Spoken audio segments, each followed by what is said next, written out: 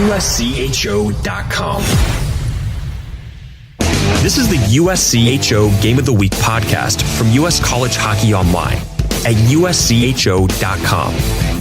An in-depth look at this week's top college hockey matchup and a preview of the other big games. Welcome to the USCHO.com Game of the Week podcast for Thursday, January 10th. I'm Ed Trefzger alongside Jim Connelly. Before we dive in, a reminder that this episode is brought to you by the NCAA Frozen Four, April 11th and 13th at KeyBank Center in Buffalo. Visit ncaa.com/Frozen4. Our game of the week this week is Minnesota Duluth hosting St. Cloud for a pair of games. And here to preview this week's USCHO.com Game of the Week, Bruce Ciskie from KDAL Radio. He is the radio voice of Minnesota Duluth hockey. Bruce, thanks for joining us on the podcast and welcome. You got it, gentlemen. How are you?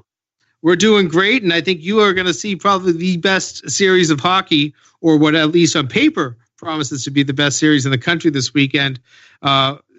Duluth and St. Cloud State. These are two teams that are very familiar with one another. They have played some big games already in the young history of the NCHC. What are you expecting out of a weekend like this? I expect pace. These are two teams that look like to push the pace. They've got tremendous skaters on both sides. They've got defensemen that can move, that can get up the rink, that don't mind getting involved in the play. And, you know, the back end, you've got a quality matchup of goaltenders, whether it's David Rennick or Jeff Smith for St. Cloud or Hunter Shepard, of course, for Minnesota Duluth. When I look at Duluth, I'll start with them. And, you know, coming off the break, they head down to Arizona, playing arguably the best tournament field that there was. They win a game against a very good Minnesota State team, then drop a tough one to Clarkson. They get back at it last week in just an exhibition game, probably just a good time to get your legs before you really have to go into this NCHC slate. How do you feel, maybe not just since the break, but in recent weeks, including the break and the games before it, that this Duluth team has been playing? It's hard to get a great assessment because you're missing, you know, a top penalty killing forward in Noah Cates, and your second defensive pairing in Dylan Sandberg and Mikey Anderson at the World Juniors. The losses on defense, you know, Sandberg and Anderson are such big minute munchers for this team. It's not that they only play four defensemen, but they deploy Sandberg and Anderson and Scott Fernovich and Nick Wolf in most of their key situations. So, you know, down the stretch in a close game, you're mainly going to see four, maybe five defensemen on the ice for UMD. And so when you lose two of your top four and, you know, you don't have a ton of experience behind them, you've got a couple of freshmen and you got a junior in Jared Hilden who hasn't played very much. So it became difficult, I think, for UMD to match up on the back end in those games in Arizona. But for the most part, I like the effort, you know, and that's where it starts and ends, I think, with this group right now, is you're trying to build to something. And right now, what I've been seeing is they continue to build. They continue to get better. The effort certainly was there in Arizona. A couple things execution-wise in the Clarkson game that bit them, a couple things defensively against Minnesota State, and then again against Clarkson. They kind of bit them a little bit. But then you go back and look, and you see that they held Clarkson, who's a pretty good team, to 15 shots on goal in 60 minutes, missing two of their top four defensemen. So they got to be doing something right. I know you know this team so well, and I wouldn't want to take anything away from the assistants, but will having Scott Sandelin back behind the bench maybe even give them a little bit of a nudge as well? Scott would probably listen, or not blister. That's not the word. He's gonna look at you a little funny if you ask him that. We'll say it that way. You know, he's not one to answer that one in the affirmative. He's not a guy that wants to hog the spotlight. He's going to deflect to his assistants, and he's going to deflect to his team, just like when he became the all-time winningest coach, and immediately joked that it was probably better he wasn't there for it. So, you know, I think it probably makes an impact, but the reality is that these guys all know these coaches, and I don't think coaching was an issue, certainly in Arizona. So, yeah, I would say it's probably not a huge impact. We're talking with Bruce Ciskie, the radio voice of Minnesota Duluth. And what do you take of St. Cloud. I know you probably haven't seen them up close and personal. They obviously were on a roll coming into the break. They dropped one in the Three Rivers Classic kind of handily to Union, which I think opened a lot of people's eyes. But is this St. Cloud team as legit as their record and their ranking and all those types of things seem to say? I've only seen them a couple times on video. I haven't seen them in person yet, so it's really hard to say for sure. But what I do know is they went out to Pennsylvania and they played without their top two centermen. Ryan Palin was at the World Juniors, and Blake Lazat missed last weekend as well. Blake is expected to play this weekend, and I talked to Ryan Palin yesterday. He's good to go for this weekend off the World Juniors. So they'll have their top two centermen back in the lineup. The lineup will look completely different than it did last weekend at the Classic in Pittsburgh. And, Ryan Palin is probably the best centerman in this league. So losing a guy like that, everything he does for this team in terms of driving their possession and in terms of his defensive play, he's one of those guys that he understands the game. He's got a great hockey mind, and he is almost always in the right place. You're not just going to beat Ryan Palin on a play defensively. He takes care of his business at the other end of the rink. He's a true 200-foot centerman. That's an impact player that they didn't have last weekend. So I would caution people into reading reading too much into what happened in that Union game. I'm not saying Union isn't good, a legit team, a contender for the tournament, but let's not read a whole lot into that considering what St. Cloud was missing up front last week. Behind the St. Cloud State bench is Brett Larson, a familiar figure to Minnesota Duluth, twice leaving the team after winning a national championship. But what can you tell us about Brett Larson? Brett's one of my favorite people in college hockey. I was joking with somebody. It's going to be a little weird seeing my bald-headed friend on the visitors' bench tomorrow night. And I mean that. It's going to be very strange, but at the same time, I talked to him this week. I know he's excited to come back here. I'm sure his players are excited to come back here and try to win one for him in their program in a big, what's going to be a great environment in Duluth this weekend. So, but Brett he's a people person. And he's a guy that, he caught Scott Sandelin's eye back in 2008. Scott was looking for an assistant coach. Lee Davidson was his assistant for a number of years here and decided to move on. He was having a family and wanted to be able to be home a little more often. And, so he's looking for an assistant. He wanted to get an alum, and there weren't a lot of alums that had applied for the position. And Brett was one of those that had sought it out. And he saw Brett, the way he interacted with kids at some summer camps that they were running. And that kind of sold him on Brett's people skills and his hockey mind and all that. He learned the craft of being an assistant coach on the fly, but he had such good people skills and still does that there was no doubt when they hired him that it was going to work and work very well for this program, and it did. And Brett moved on and became a head coach in Sioux City, got kind of cut his teeth running a bench, so to speak, learned how to do that part of the job. He moved back into Division I and worked for his good friend and former UMD assistant Steve Rollick at Ohio State.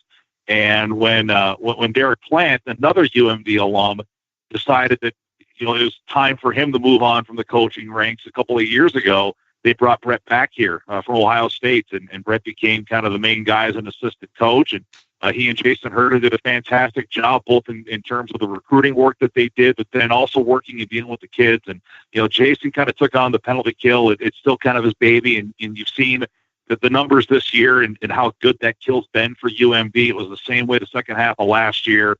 But Brett's a fantastic human being. We're all very happy for him, the success that he's having at St. Cloud State. And I think we all hope to take care of business against his team this weekend, and then we can all be friends again come Sunday morning. We're speaking with Minnesota Duluth radio voice Bruce Ciskie. With the realignment of the leagues a half a dozen seasons back, the only two Minnesota teams left in are Minnesota Duluth and St. Cloud State facing each other in the NCHC. Has this rivalry grown over these past few seasons?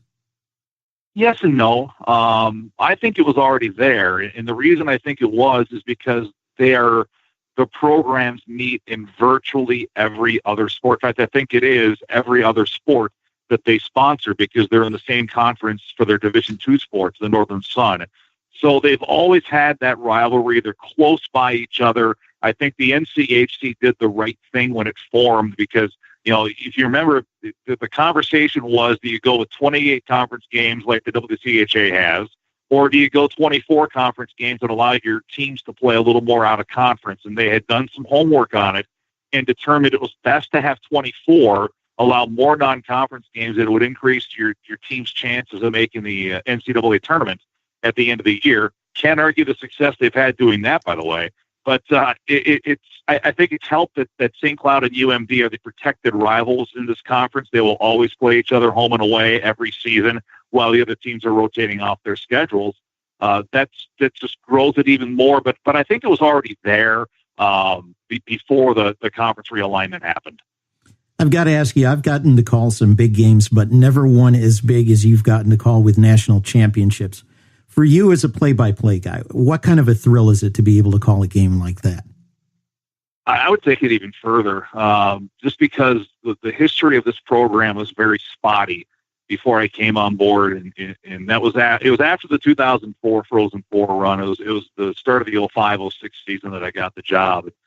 I don't remember the exact numbers, but I went back last year because we were out in Sioux Falls for the regional, and I always go for the first day and kind of get a feel for the building, especially a place like that we'd never been before, and take in the practices and all that. And I'm sitting there watching, I think it was Air Force's practice that day, and I'm looking at the boards, and I see that, they've got the boards all taped over and the school names basically on them, and I see Minnesota Duluth, and I just kind of sat there and reflected a little bit how many of these games I've been lucky enough to travel and call, and 4 straight years making the NCAAs.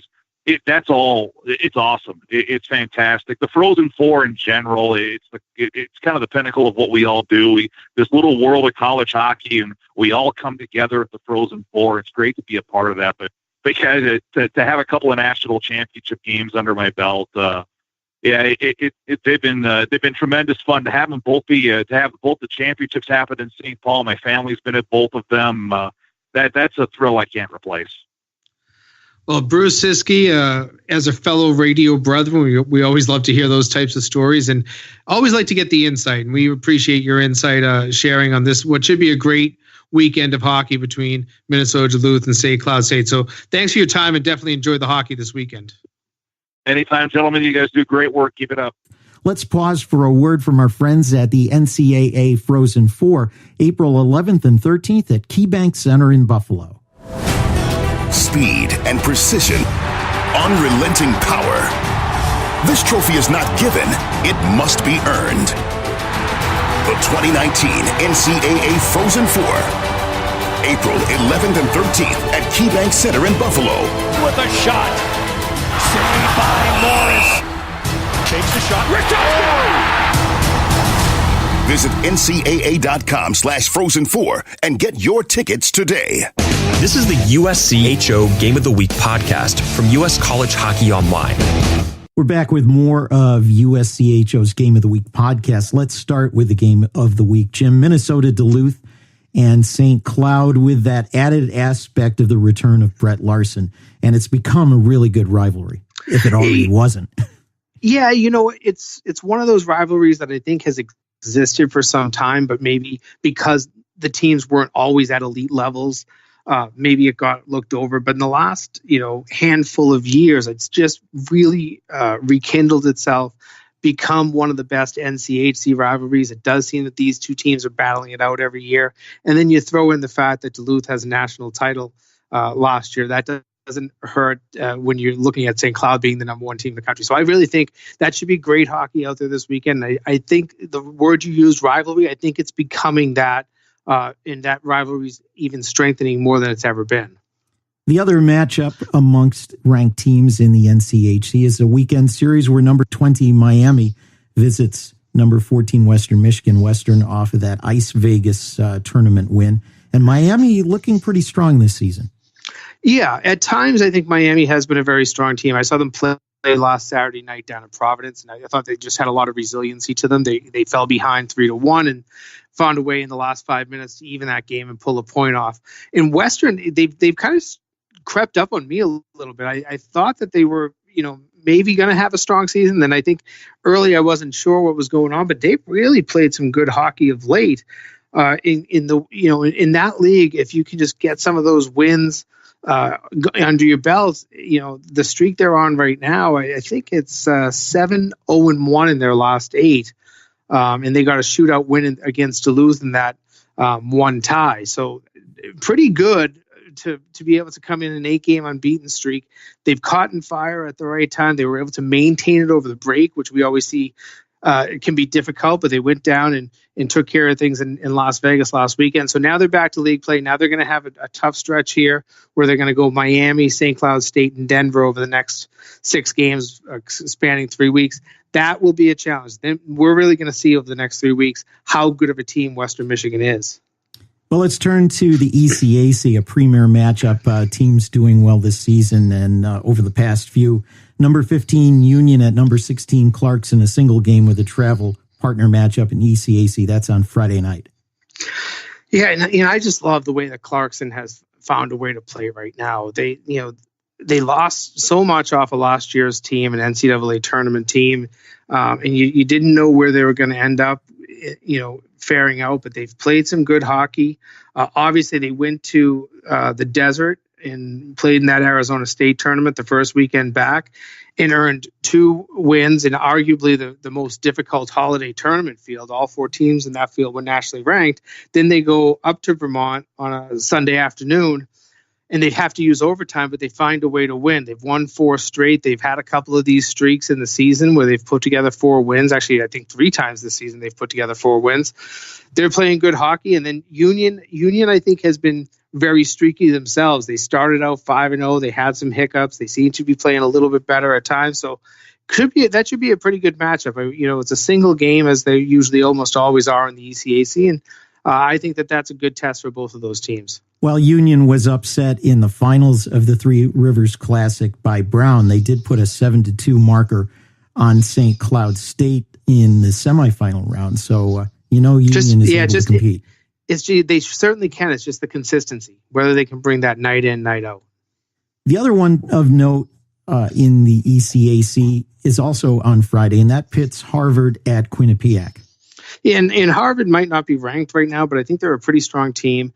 Then throw in the fact that this has become a little bit of a rivalry in itself. These, Quinnipiac has had some elite teams in recent years, and that's, a big part of it. Then Harvard has been up in the last few years. They've battled in some really close games. They've battled in some big league races in terms of standings. So I think that this is one that always gets a little bit more of the attention of both of these clubs, and I wouldn't be surprised to see, kind of a rough, hard-fought type of game. These 2 teams know how to mix it up pretty well, and when they get going, I think it can be a pretty tough one to officiate, I'll tell you that. Well, as we turn to Hockey East, no matchups with ranked teams, but a couple of note. One that we really want to focus on, and you mentioned this before, a really surging Vermont squad in for a pair of games this weekend at UMass. Yeah, really playing well, 4-1-0 out of break. And the one thing I've said about Vermont all season is if you can get some good goaltending, then you just have to find the way to score. They have the goaltending in Stefanos Lekos. Now they have to find the way to score. They've done that a little bit out of the break here. They've put up some goals. They had a tough loss against Clarkson last weekend. But, in general, I think they're playing very well. UMass, they lost their last league game, but then rebounded with a 6-1 win over AIC. It was the loss to UMass Lowell was their first in Hockey East play, their first at home. They've played very well inside the Mullen Center. So it's a challenge for Vermont, but I think it's probably one that Kevin Sneddon welcomes because he wants to kind of get a real good measure of where his team is right now. In other seasons, a Providence BC or Providence BU matchup would be one among ranked teams, but Providence is at BC. They're ranked number 7 are the Friars, and then Providence hosts BU on Saturday. Any quick thoughts on those 2? Yeah, I think Providence would really like to get these wins because, especially against BC, they're just a little bit behind, and there's some games in hand in there, but you just want to find ways to catch teams and pass them in the standing. I think Providence knows that they are one of the top 3 teams in this league right now. So I think that the Friars are playing some pretty good hockey. I saw them last week against a good Miami team. They looked very good. They look like one of the best teams on the ice, I think, in the league. BC and BU, they're scrambling right now. They're just trying to get wins. They're trying to get some points. BU gets a tie against Harvard on Tuesday night. They'll take that. BC, a lost weekend out at Arizona State, 2 losses. So I think it's one of those situations where, both of these teams are, I don't want to say reeling, but they've got to start getting things together. It's getting late early, as they say. Probably both of them are almost at the point where they've got to win Hockey East to make the NCAAs. I think the last I looked, BC was 40th in the pairwise. So yeah, that's a long way. That's a long ways to go to make up ground. That non-conference record is just killing them. Well, let's look at a couple other places around with league matchups. Bowling Green, ranked number 10 this week, is at Michigan Tech for the weekend. Yeah, and you'd like to think that Michigan Tech can step up a little bit their game to be able to face a Bowling Green team. It's been a long time since Bowling Green has been a power, and they've kind of knocked on that NCAA door for a couple of years, haven't been able to get through it. They're in the position right now that if they can put some wins together and be strong in the second half, they'll have an NCAA bid. But you have teams in that league like Michigan Tech that want to stand in their way, like Lake Superior State, that you might not be thinking about as, boy, they're going to be the powers here. They're going to be, but they could play the role of spoiler. And those are couple of good teams I mentioned right there. Bowling Green obviously gets Michigan Tech this weekend.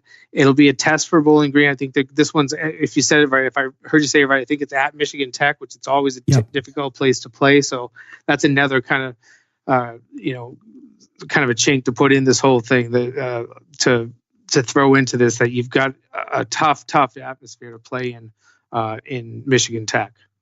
No matchups in the Big Ten with ranked teams, but Michigan's at number 4, Ohio State. Minnesota's at number 9, Notre Dame. Michigan State's at number 11, Penn State. Wisconsin has the weekend off. Those upper ranked teams really need it's 3 points for a win, but say they need 4, 5, 6 points out of the weekend, all of them. I think you're right. And I think that, the teams in the Big Ten right now we know that they're good teams, but they've almost brought themselves too close to one another standing wise. And Notre Dame, a very good team in its own right. They're only 5-4-0 in their league. They're going to have to make up a little ground. They're 7 points in back of Ohio State. Ohio State itself, they have a lead. They've got a good overall record. They'll play a Michigan team that we know should be better than their record is. They're better than a 3-4-4 team.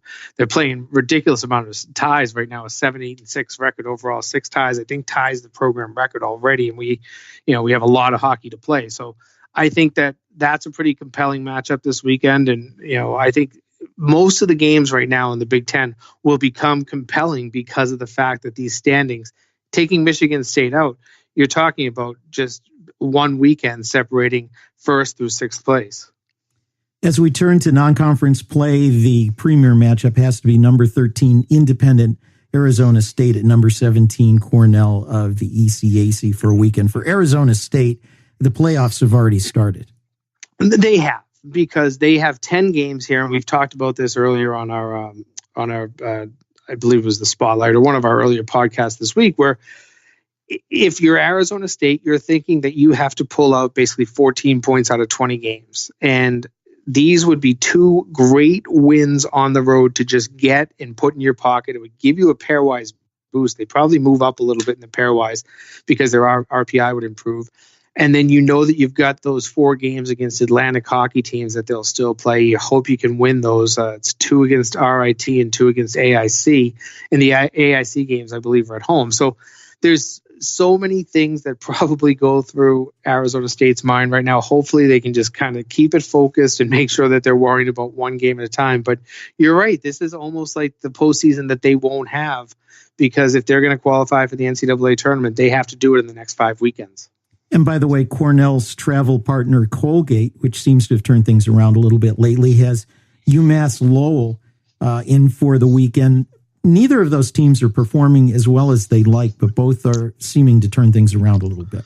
Yeah, obviously Lowell gets that win against UMass last week. Colgate ends up sweeping their weekend. They get a win down at Quinnipiac, where they came back from, I think, 3 goals down. They get a win at Princeton, where I think they were 2 goals down. They're a pretty resilient team right now. They're playing with a lot more confidence than they did in the first half. That's a good sign. So it should be a good battle. That's a weekend series I'm looking forward to. I happen to be out in Hamilton, New York right now, getting ready to call those games for UMass Lowell Radio, and I really looking forward to those 2 games because I think there's going to be some good hockey played over at the class of 1965 arena. Yeah, I'm looking forward to seeing that. I probably won't make it there until next year. You'll have to give us a report on our weekend review podcast, what you think about it. One other one to mention that's non-League One and that could develop into a little bit more of a rivalry, non-conference, is Sacred Heart at Yale. Sacred Heart continuing to improve as a program, Yale number 19. I'm glad to see these teams are playing. I know that I think UConn went down to Sacred Heart this year. Yale, they'll play Sacred Heart as well. I believe, I don't know if it was this year, but I believe Quinnipiac has played Sacred Heart as well in the recent years. And, these 4 teams, they kind of are out in an island in Connecticut, and there's not a lot of commonality between the 4 teams. 3 different leagues separating them. Those are the types of things that maybe can break apart a rivalry, but you could make some pretty fun, in-state games here. The state of Connecticut likes their hockey. I've heard the thought that there would be a desire to put together a beanpot type of field in that state. I think it would be a great thing to have those 4 teams play every year in a tournament atmosphere. But just these non-conference games, like I said, Connecticut will be another opponent for Sacred Heart later this year. Quinnipiac not on the schedule, but I'm pretty sure they got a couple of games with them not too long ago. So I think that it's good to see the state of Connecticut hockey continuing to improve at the college level. And these are the types of weekends that kind of get them going. And by the way, the game will benefit the Connecticut Hockey Foundation. So extra kudos to those teams for that. Well, that's going to wrap it up for this week's edition of USCHO Game of the Week podcast. We'll wrap up the weekend on Weekend Review on Sunday. For Jim Connelly, I'm Ed Trefzger, and we'll catch you next time. This has been the USCHO Game of the Week podcast, a production of U.S. College Hockey Online. Visit uscho.com/podcasts to listen or subscribe.